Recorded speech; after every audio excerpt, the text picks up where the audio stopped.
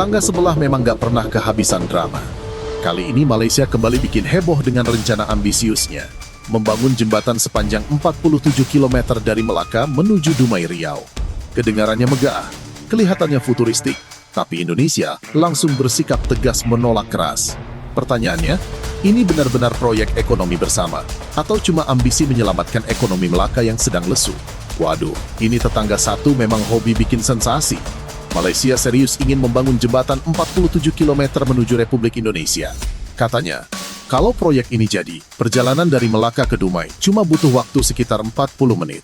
Cepat, efisien, dan kelihatan menjanjikan. Tapi, guys, rencana ini justru menuai kritik tajam dari berbagai pihak. Pemerintah negara bagian Melaka berencana membangun jembatan yang menghubungkan negeri jiran dengan Indonesia. Dan bukan cuma itu, proyek ini kabarnya akan dibiayai bareng pakai duit Malaysia dan Indonesia. Kedengarannya seperti kerja sama manis. Tapi tunggu dulu, kita perlu tarik napas dan lihat faktanya satu persatu. Fakta pertama, ini bukan proyek baru.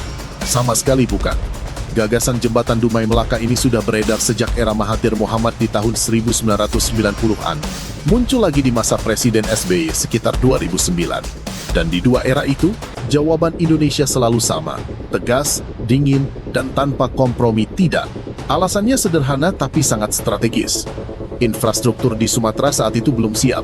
Prioritas nasional jelas. Membangun konektivitas internal dulu.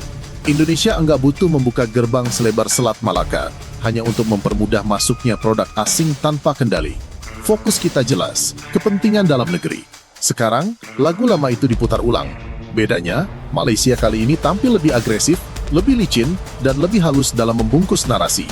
Mereka menyebut jembatan 47 km ini sebagai katalisator ekonomi, bahkan diklaim sebagai peluang emas bagi Indonesia. Siapa sih yang enggak tergoda membayangkan jembatan raksasa membela Selat Malaka? Jadi ikon baru, spot selfie baru? Tapi jangan keburu mupeng. Kalau kamu pikir ini proyek demi menyelamatkan ekonomi Indonesia, kamu salah besar. Kita harus kritis. Malaysia punya agenda lain. Ekonomi negara bagian Melaka sedang lesu, dan proyek ini terlihat seperti jalan pintas penyelamat. Yang bikin geleng-geleng kepala, rencana jembatan ini dikawinkan dengan proyek kawasan industri baru seluas 5.000 hektar di Masjid Tanah. Bayangkan sebuah pangkalan industri raksasa yang siap menyerap bahan baku dan tenaga kerja. Dan Indonesia hanya disiapkan sebagai pemasok bahan mentah dan tenaga kerja murah. Kalau kita terlalu larut dengan istilah peluang emas, bisa-bisa kita cuma jadi tukang kirim paket gratis ke tetangga. Ironisnya, sebagian media Malaysia malah membingkai seolah-olah Indonesia yang mengejar proyek ini. Padahal faktanya, Jakarta bersikap super dingin, hati-hati, dan penuh perhitungan. Indonesia saat ini fokus membangun konektivitas internal, tol Trans Sumatera, pelabuhan, dan infrastruktur yang langsung berdampak ke rakyat. Bukan proyek raksasa yang manfaatnya justru mengalir ke negara lain. Dari sisi ekonomi pun, proyek ini nggak masuk akal. Estimasi waktu pembangunan bisa mencapai 20 tahun dengan biaya yang sangat besar. Manfaat langsung bagi Indonesia minim, tapi risikonya segudang. Produk asing akan makin deras masuk, industri lokal makin tertekan, dan ketergantungan jangka panjang bisa terulang lagi. Belum lagi dari sisi geopolitik dan pertahanan.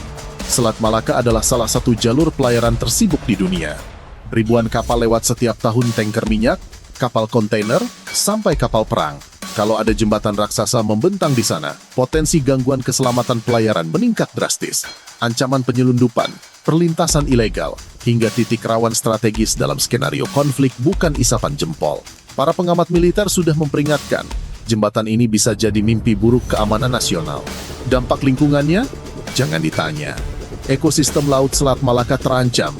Ribuan nelayan Riau bisa kehilangan mata pencaharian, arus laut berubah, sedimentasi terganggu, dan risiko bencana ekologis meningkat. Tapi semua itu dibungkus dengan istilah manis, ekonomi biru dan ramah lingkungan. Kenyataannya, bisa jadi laut kita rusak pelan-pelan. Yang menarik, kritik keras juga datang dari Malaysia sendiri. Banyak pengamat ekonomi dan militer di sana menyebut proyek ini sebagai gajah putih boros, manfaat minim, dan risiko tinggi. Lalu kenapa tetap dipaksakan? Jawabannya sederhana, karena proyek ini lebih menguntungkan mereka. Indonesia dalam skema ini bukan pemain utama, hanya pion di papan catur. Sikap dingin Jakarta adalah pesan jelas, Indonesia bukan negara yang mudah ditekan. Dengan fokus pada kemandirian ekonomi dan kepentingan nasional jangka panjang, kita menegaskan bahwa kedaulatan tidak bisa ditawar. Sejarah membuktikan konsistensi itu. Dari era Mahathir, era SBY, hingga sekarang, posisi Indonesia tidak berubah. Proyek ini terlalu timpang, untung besar di satu sisi, risiko besar di sisi lain. Kemungkinan terwujudnya pun sangat tipis. Bisa jadi wacana ini kembali masuk peti es sejarah. Akhirnya, Malaysia perlu sadar, memaksa tetangga yang kini jauh lebih kuat secara ekonomi dan politik adalah sia-sia. Lebih baik fokus membenahi ekonomi internal sendiri daripada terus menjual mimpi jembatan yang tidak diinginkan. Bagi Indonesia, pelajarannya jelas. Kedaulatan bukan sekadar batas wilayah, tapi keberanian untuk berkata tidak pada proyek yang berpotensi merugikan masa depan bangsa.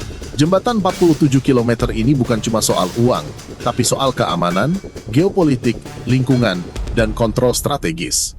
Jadi pada akhirnya, rencana jembatan 47 km dari Melaka ke Dumai ini sama sekali bukan sekadar proyek infrastruktur atau soal hitung-hitungan untung rugi ekonomi.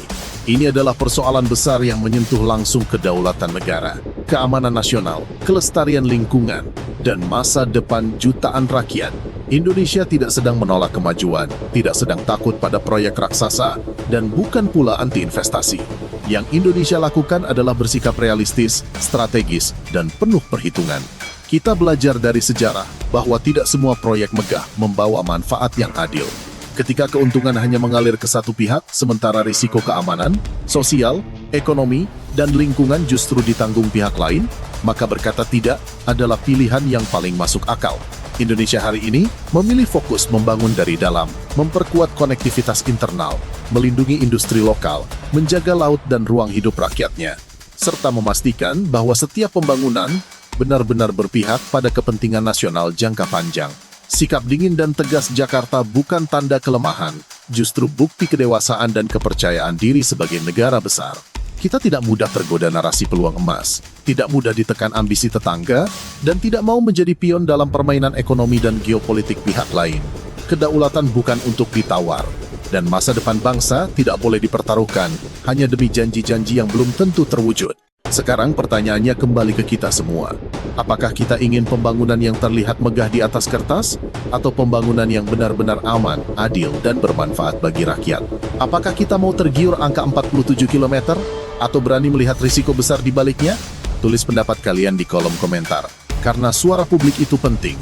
Jangan lupa like, share, dan subscribe agar diskusi kritis seperti ini terus hidup. Sampai jumpa di pembahasan panas berikutnya.